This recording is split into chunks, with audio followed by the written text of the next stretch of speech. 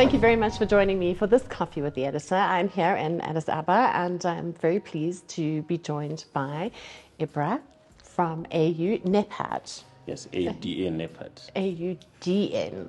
AU Development Agency. Okay, yeah. Great. So tell me a little bit about yourself and what you do, and then we'll dive into what we've been doing for the last 3 days. My name is Ibrah, as you said, and I'm Senior Program Officer for Infrastructure and Connectivity. At the same time, I head the infrastructure unit at the AU Development Agency, NEPAD, New Partnership for Africa's Development, NEPAD. What we do at NEPAD is 3 things. Number 1 is we translate African Union policies into developmental projects. Number 2, we assist regional economic communities and countries to implement those projects. And number 3, we serve as Africa's single entry point for development partnership and resource mobilization. That's what we do at AUDA-NEPAD. And in doing so, we have a number of streams: agriculture, food security, and environmental sustainability. This is one stream. The second stream is human capital and institutional development, like education and health. And a third stream is issue around science, technology, innovation, etc. And another stream that concerns us is infrastructure, industrialization, trade, and regional integration. Within that stream, we have infrastructure and industrialization. And within infrastructure, so we have infrastructure, for example, road, rail, water, ICT, connectivity. We have energy and digitalization. So I had the first component of the infrastructure, meaning transport, water, ICT, etc. So obviously, over the last 3 days, we've been talking about the African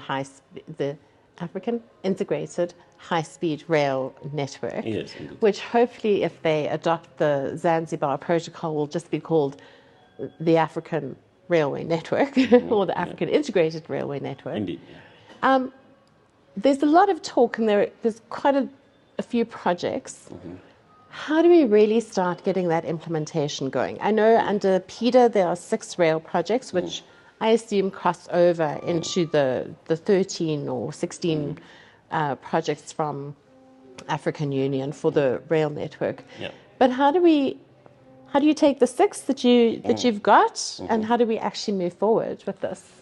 That's a great question. I think just a matter of contextualization. So the integrated high-speed rail network is a flagship program of the Agenda 2063. The Africa we want by for the next, I would say, 50 years now. In that integrated high-speed rail network is only one of the flagship. Another flagship is PIDA, the Program for Infrastructure Development in Africa. PIDA covers 4 sectors: transport, energy, water, and ICT. Within transport, you have road, you have rail, you have river navigability, you have air transportation, etc. You would have some projects that are a rail project within PIDA, but they are also part of the master plan of the Africa Integrated High-Speed Rail Network.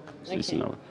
Now, when we talk about high speed, given the current status of rail infrastructure on the continent, in Zanzibar this year in September, our ministers agree that we need to revise and recast our ambition.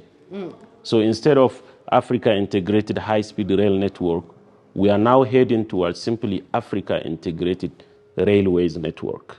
So if that gets adopted by our head of state, this is what this program will become. Okay. Now, how do we take this project forward fundamentally, be it the entire program or these 6 projects that are within the PIDA Priority Action Plan? Around 2019-2020, the African Union Development Agency, NEPAD, commissioned a detailed scoping study toward that continental rail master plan. Out of that studies, we have identified 13 pilot projects. Out of those 13, we have identified 2 projects that we think can go through an accelerated approach. So the project that we think will be implemented very soon. Yes. For example, the Windhoek-Walvis Bay corridor project. So this one. Now, those six projects that are within PIDA are all within the list of that 13 projects. Now, the practical way for us to take them forward is to understand the challenges toward rail infrastructure development. The first challenge is the preparation of the project. How do you ensure that the projects are ready for investment? So that preparation phase is taking us a lot of time and energy and resources. When the project is very well prepared, the biggest challenge is how do you ensure adequate resource mobilization, sustainable financing for the implementation of those projects.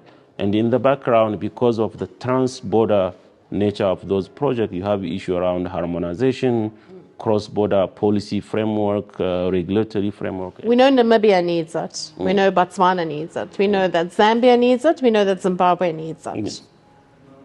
So we all agree to this. All those countries agree. Why aren't we doing? That's a fantastic question. Whether we know what we have to do. Yes. Why are we not doing it? The reality is that it's not like we are not doing it, but we are doing it in a very slow path. Okay. We are doing it very slowly. We have projects on this continent that have taken over 100 years to get implemented. And if you go to the ground, you will realize that there is something going on. You have a project unit, you have someone who has been paid for the last 20 years on that project, but the project has not moved. Why? It's because we did not have a systemic, I think, in my view, a systemic approach. When you have a project, you don't have a project for the sake of having the project. A project needs to be mainstream in a whole spectrum of economic development.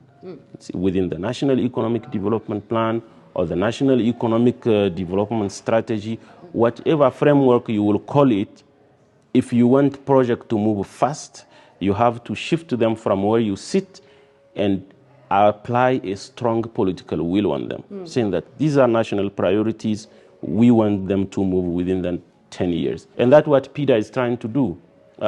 We compiled National Infrastructure Master Plan, Regional Infrastructure Master Plan through a consultative approach, and we build a pipeline of just 69 continental priority projects, and our head of state give us up to 10 years.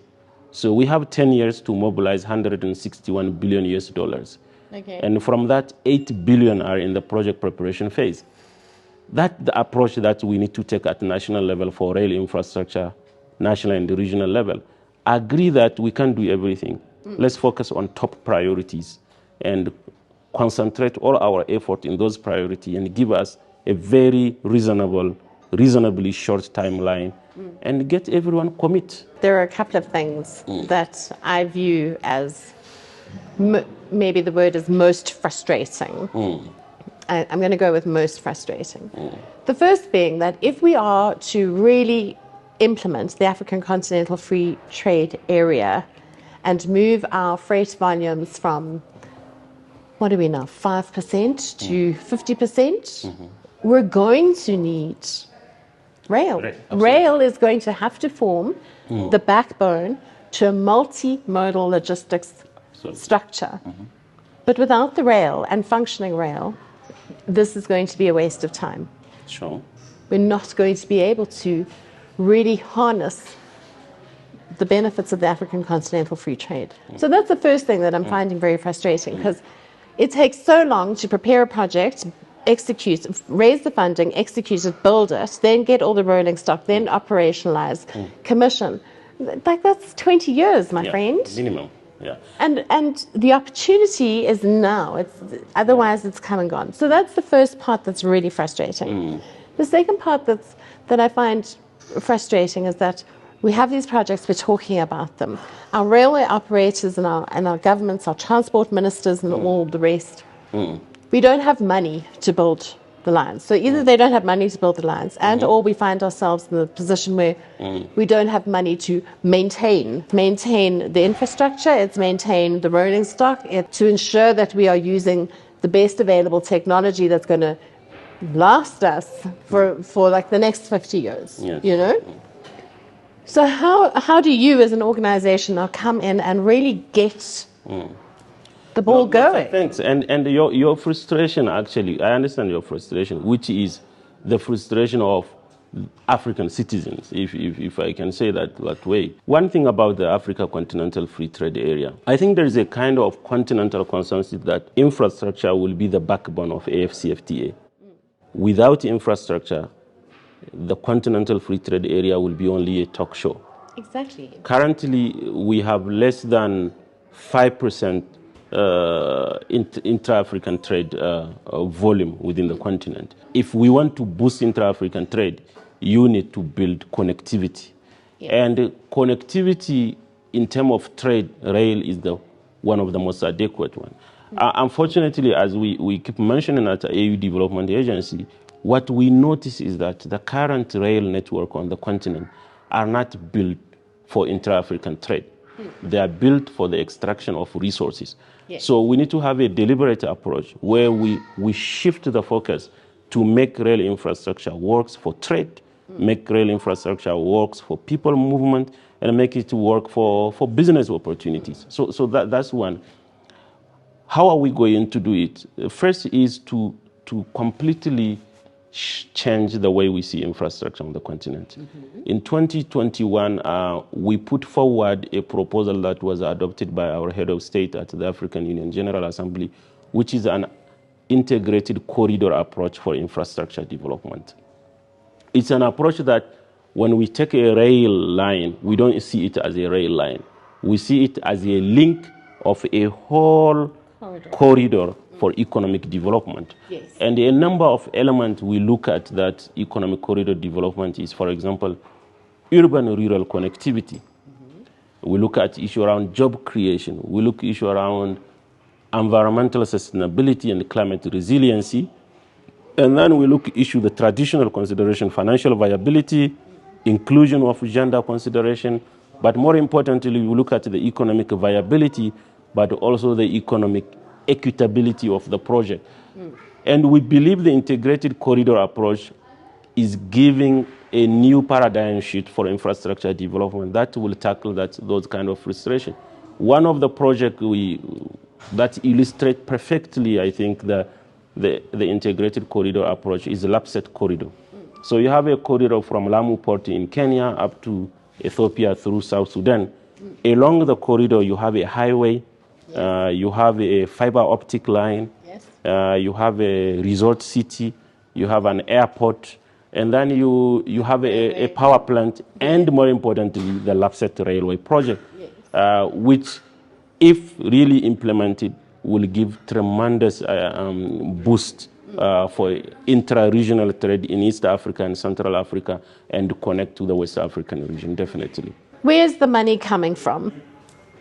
Great. Do you have money? Where's it coming from, and where are you spending it in terms of rail? That's my first question. We used to think that money is not the problem. This continent has a lot of money. How do you translate that money into funding, into financing? And where the money will come from? We commissioned a report about institutional investment in Africa in 2018 up to 2020. And we realized that at that time, pension fund and the sovereign wealth fund only invest 1.4% of their asset under management into infrastructure. If they can invest up to 5%, that will generate $25 billion investment into infrastructure annually on this continent. From 2018 up to now, the capitalization, the asset under management of those funds have increased tremendously. So the first source of funding, we think, is domestic resources. Yes. Our institutional investors have a lot of capacity to invest and finance infrastructure. We just make sure to put in place the necessary framework that will make their investment covered and sustainable, because you don't want to put pension into a very volatile business scheme. That's one. No, and I think you might have some kickback on that in the private sector anyway. Absolutely. And another source, the second source of funding is private sector. They only invest 12%. They only participate up to 12% of infrastructure financing on this continent. There's a lot of opportunity to tap into. If we can structure our project to make them bankable enough, we can attract, there is a lot of window of increasing private sector participation in infrastructure on this continent. And of course, we have our traditional funding process through multilateral development bank, international financing community. That is very important. And the last and not the least is African government. So far, they finance up to 80% of infrastructure on the continent, be it via the contract loan or they use directly the budget allocation for infrastructure. So these are the key source of funding. We developed a financing strategy for PIDA, for the Program for Infrastructure Development in Africa, which articulate clearly from the project definition up to the operation of maintenance, how much it will cost us and where can we get those resources and how can we effectively mobilize those resources. We need to take that strategy and adjust it and translate it into the rail sector.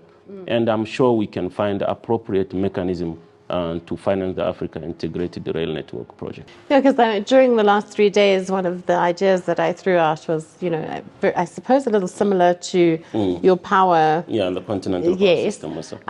Take a portion, put it in there, give it to the implementing, because each country has a transport master plan. The region has a transport master plan, for want of a better word, and then there's like the implementation or the implementing arm. So you put it in a pot and you say, I as South Africa want to do X, Y, Z. Yeah. You want to do what? And put the plans together. There should be the money over the 10, 15 Absolutely. years to implement that.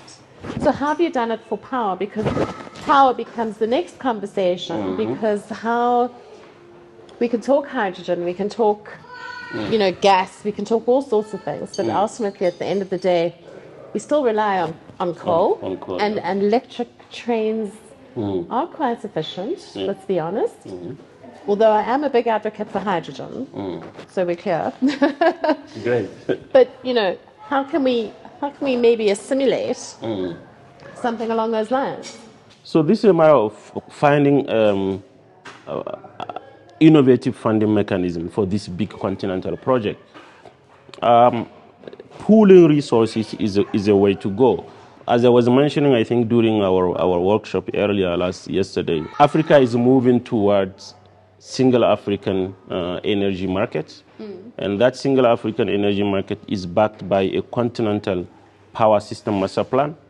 And one of the options, of course, it's not yet adopted, it's a thinking, is what if you have a kind of electricity, sometimes people don't want to hear levies, but a kind of resources that will tap from the electricity consumption at each region, and then through the regional power pools, you set a fund that will look in terms of having sufficient and substantial funding mobilized from countries, from region, that can be allocated to upgrading, maintaining, and building new projects that will contribute to that single African energy market. You can do similar approach for corridor development. Yes. One corridor that is doing so is the Central Corridor in Eastern Central Africa.